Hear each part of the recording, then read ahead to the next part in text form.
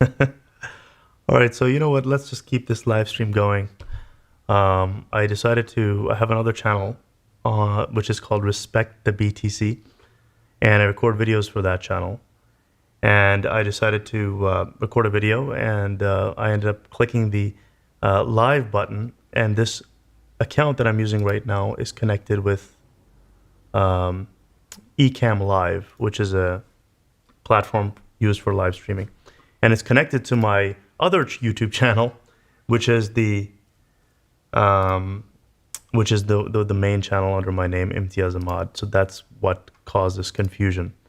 So for those of you that are watching, I'm sorry that this was actually not a planned live stream, but I started it anyway, and I figured, okay, let's talk through this. Let's see what you guys are up to, and let's talk through some tech. And the video I was going to create was actually on eviction bans, real estate on my other channel. So once we're done here on this live stream, I'll go ahead and record that video later. But let me see what you guys are up to. What do you guys what are you studying? What's happening in the tech space? Are you guys taking the courses Python, Java, SQL? Might as well let this live stream roll, right? So Ratan, hello Ratan, how are you? Hi, taking your Python class now. Excellent. Um, oh yeah, thank you for taking it. Are you taking it on Udemy or are you taking it on the website? Where are you taking the Python course? I'm curious to know. And are you completing the puzzles? Because that's the most important thing. You can't just learn any of these without practicing. And I put a lot of time in coming up with those puzzles and exercises. So that's really important. Hopefully you're doing that. Oh, thank you. Okay, best website for practicing SQL and Python for interviews.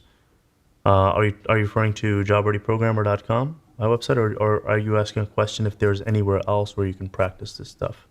Well, I'll tell you for Python questions, a good website is CodingBat. CodingBat is excellent. Um, JobReadyProgrammer. Oh, thank you. CodingBat is excellent for different puzzles on Java, on Python. If I haven't coded for a while, what I do just to warm up, like there have been months during which I didn't get to code. I was just busy with the business, busy with marketing, or just busy with learning new content, like for example, the blockchain stuff. So there were times where I didn't code for a month and a half straight. And what happens is you do kind of slow down. Your logic skills kind of deteriorate if you don't use them, kind of like muscles. If you're not constantly training every week, your muscles will get weaker. And so you kind of have to practice. And so I use a website called CodingBat, and Lead Code is also great. But this is the website right here. You have Java puzzles and Python puzzles. And I really like the last few sections that they added. I'm not through all of them, but the functional one and two, where the puzzles get a little more, I guess, more functional in nature, functional programming wise, with lambdas and stuff. Recursion two. Some of these recursion two problems. I don't know if you've completed these, but these are pretty challenging, guys. I mean, even I had trouble with them, and I've been coding for several years. So, if there's a time where if there's a stretch of time during which you don't get to code enough, this is a great site to just warm up those connections, neural connections in your brain for to speed up your logic and thinking. Really good idea. Someone's asking my second channel. Can you link your second channel? Yeah, let me show you right here. It's called Respect the BTC because that's the only thing I respect in terms of the cryptocurrencies. I do own a little bit of Ethereum, but mostly is Bitcoin. Right, and I talk about different things like NFT, the NFT mania that's going on. Uh, you know, is Bitcoin a good time to is right now a good time to buy Bitcoin? Obviously, I'm not a financial advisor. These are just my personal opinions. Things about tech and how tech is influencing real estate and why it's a good idea to get land outside of the city.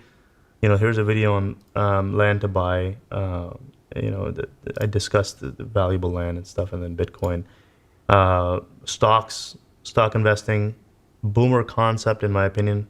It worked for Warren Buffett's of their time, and now it's just where we're seeing a much more, um, not a very trusting system anymore. Like you can't really trust your 401k as much as you did back in the 70s and 80s. It worked great for the boomers. It worked great for those guys.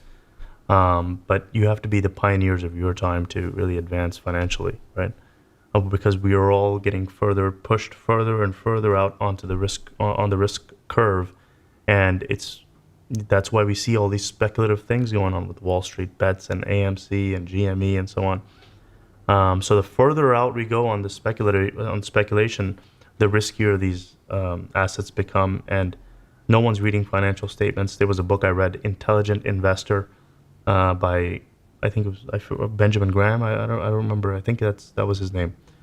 But it was an old book. Even Warren Buffett refers to it, but no one now is reading financial statements. So anyway, that's finance related stuff. Let me see what you guys are. Let's talk about tech here because this is a tech channel.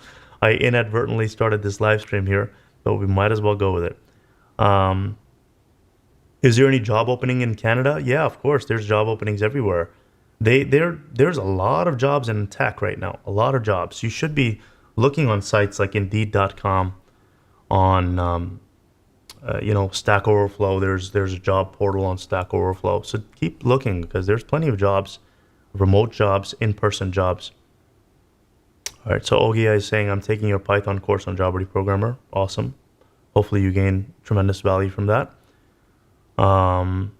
So Harman, are you searching on different job portals? Check in Canada, in Toronto and Hamilton, Ontario. I know people that are in Ontario.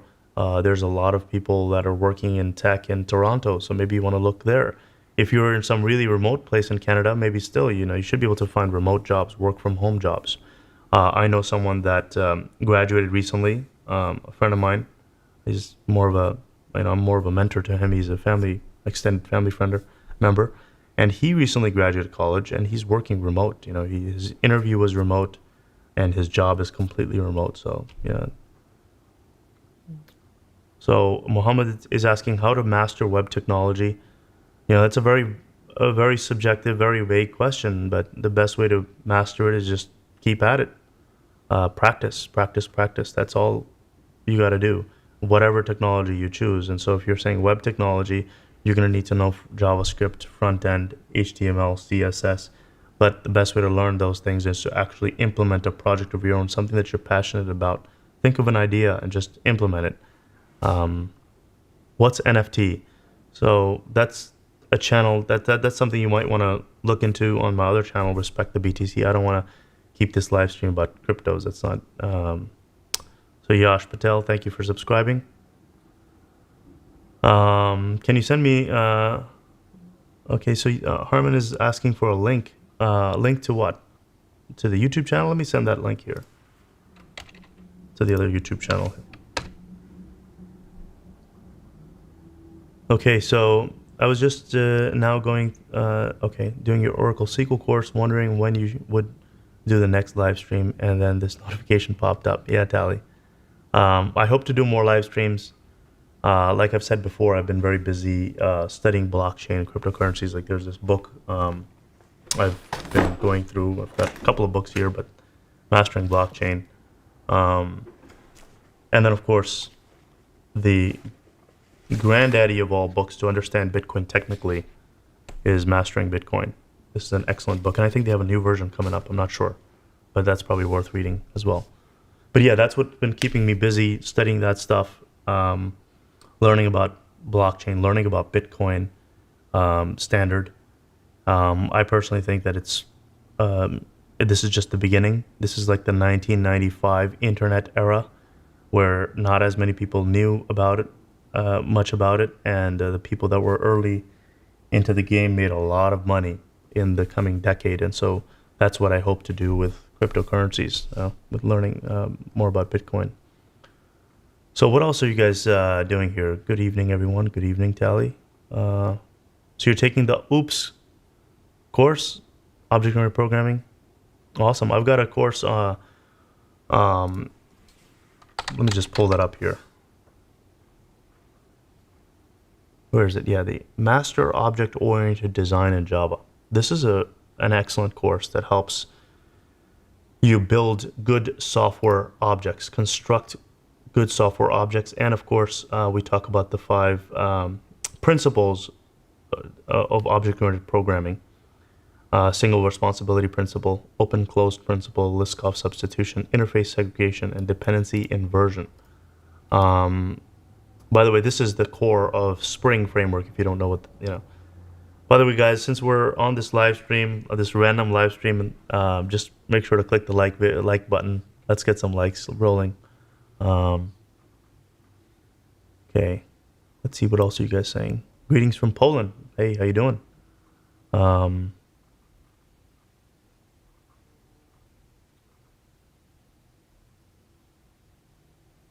right. What is the scope of Power BI? Yeah, so we got a course on JobReadyProgrammer that my brother created. He's a certified Tableau developer, and he's also authored a course on Tableau as well. That's on my website. It's called Up and Running with Tableau. It's a short course, but it really gets you up and running with Tableau, and so you can hit the ground running. And then it's all about practice, practice, practice. But Tableau has a huge, very bright future. It's a growing industry. And then, of course, Power BI is also huge in the Microsoft world. So I think they both have great scope.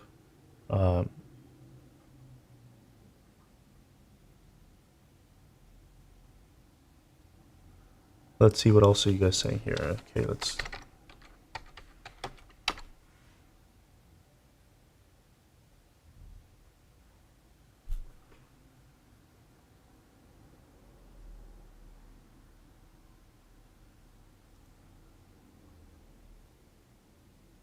So I'm trying to convert from testing to database developer.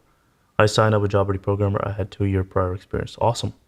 So you're already in tech to some degree. You've been dealing with testing, but now you want to get into database development. Excellent.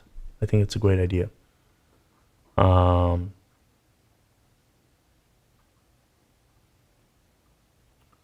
right. Do I need to learn Spark or Hadoop? So it depends what you're trying to do, right? If you're trying to get into big data and data analytics space, it looks really good to have Hadoop and HBase or Spark on your resume. That's an important skill if you're going to be in the big data space. So you might want to take a look at that. I've got a course on Spark, which is apparently 100 times faster than Hadoop. It's faster in aggregations. And of course, Elasticsearch. I've got a course on Elasticsearch. So by the way, if you register, we've got a summer sale going on. But anyway, that summer sale gives you 60% off the lifetime membership only, right? So lifetime is actually $650, but with the coupon, it's only $250, and you get access to all these courses.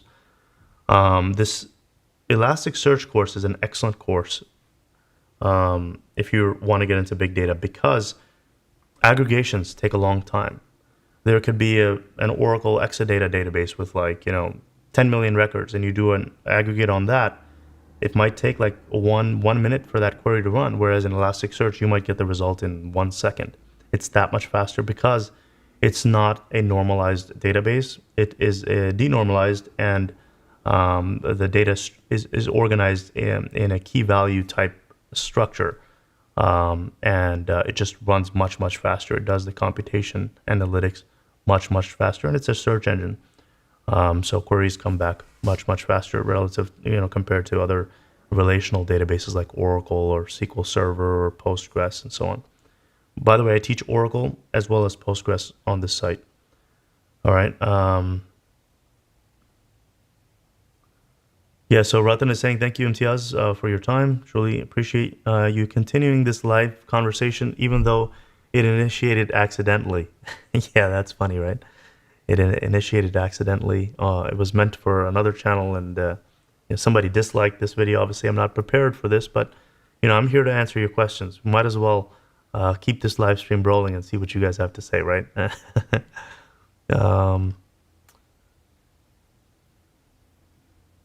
So Adil is saying he took the Elasticsearch course a while back. Thank you.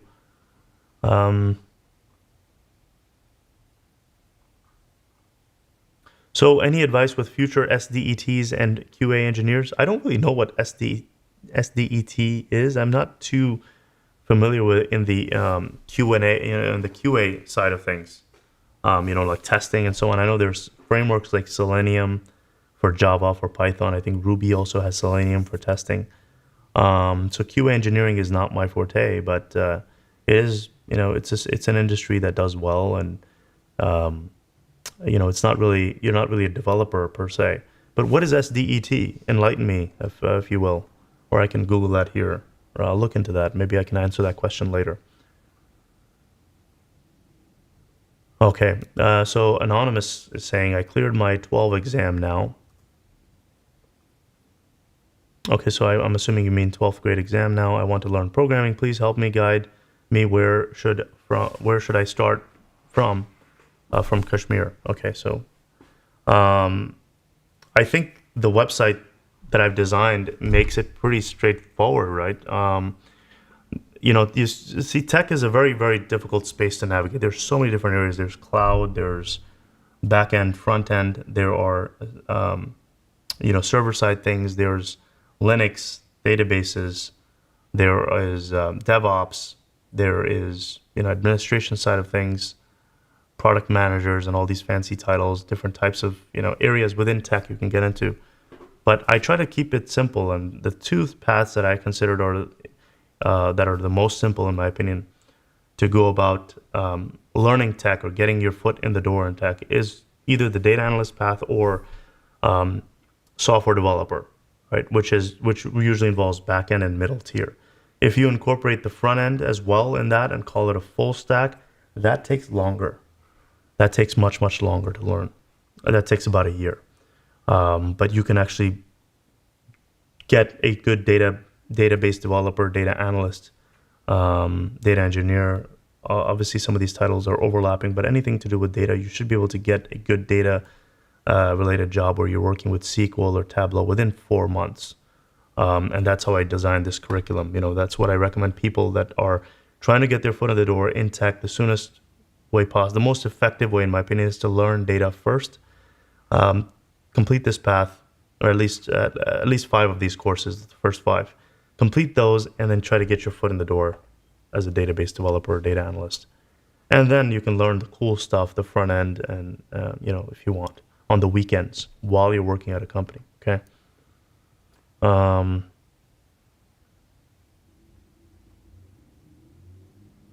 right. So Artin Saad is saying, "Hey, bro, I'm entering university and I want to study software dev. But one thing is on my mind, and that is that there's a fear that there are just too many developers out there, and I may fail." Well, first of all, there's so many jobs out there, and they are not. They're giving like sign-on bonuses right now. Like Google, Facebook can't find qualified developers, and then that's just Google and Facebook. But there's so many jobs out there in tech. Those are really the only jobs, if you think about it. Everything else is kind of shutting down. Everything's dematerializing into a digital space. And so everything around you, think about how much tech you're involved with every single day, from your phone, from your laptop. You're always constantly around technology. Someone is developing that technology. Someone's working on that technology. Not someone, but there's many, many entities working on that. Many businesses working on those technologies, building apps. And this industry is just going to continue to grow. So you shouldn't be afraid in a field where there's just so much opportunity. There's really no reason for you to fear this space. There's so much opportunity. So don't be afraid. You'll find your space. You'll find your niche, your area. You just have to stick to it.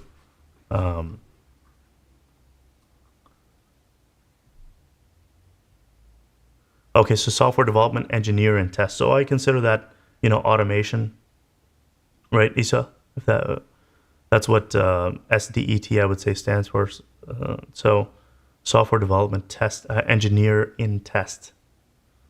Yeah, so you're a developer, but you're in test, so that's automation. And yeah, there's huge potential there. There's plenty of jobs. Um, but I don't really enjoy testing that much. I like to build things.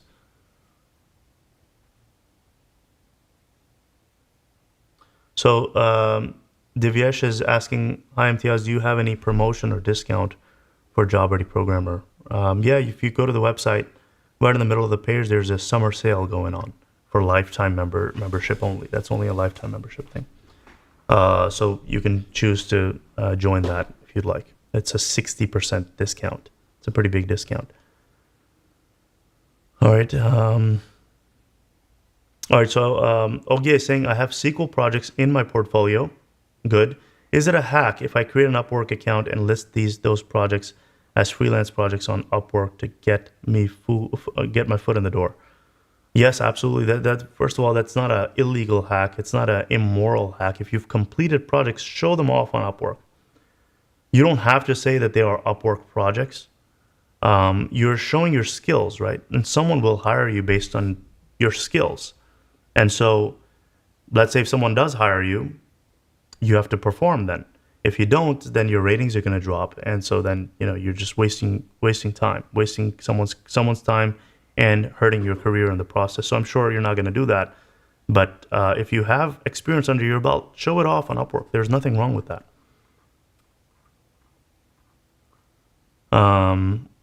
Okay, let's see what else. Yeah, so I mean this is going to be nice and short, unplanned live stream here.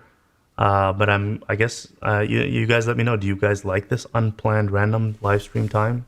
Right now is late afternoon here for me where I am.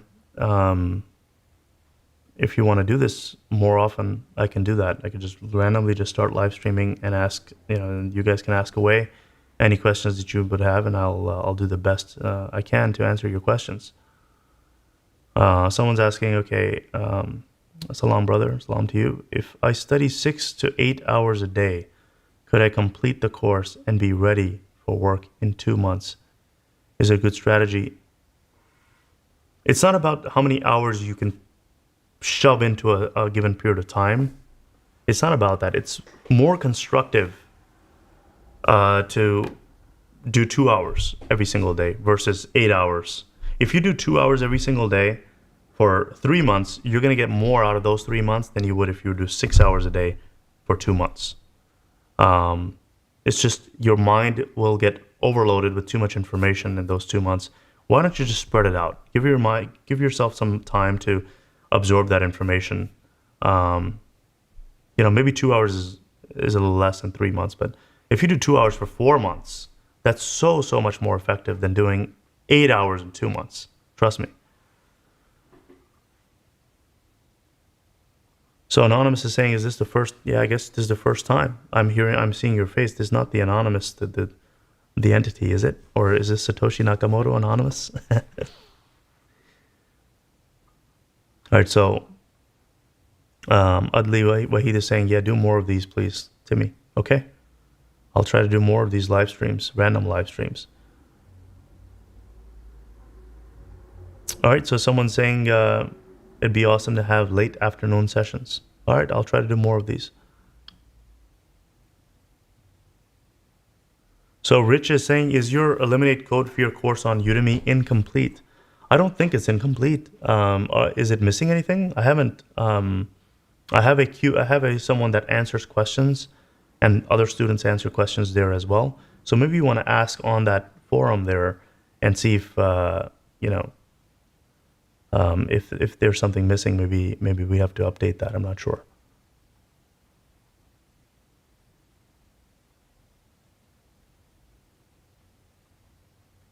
All right, Georgia Tech computer science student. I'm not sure what the question is. All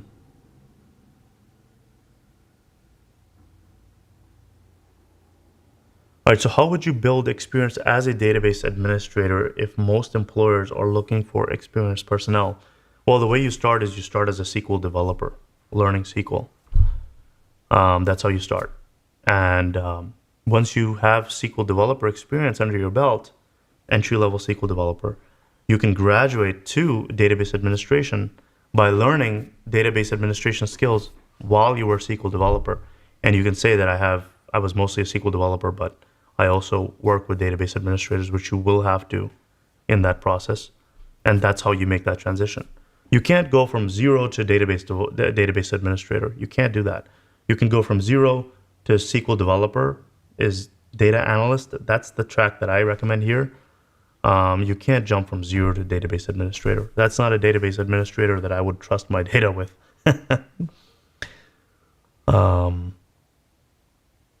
You need to have SQL experience, a lot of SQL experience.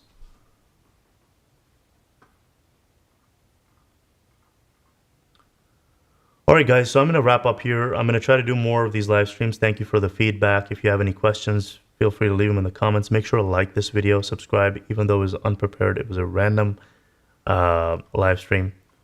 But yeah, my other channel, if you want to check it out, it's called Respect the BTC. And for now, let's sign off, and I'll see you in another live stream. Thank you.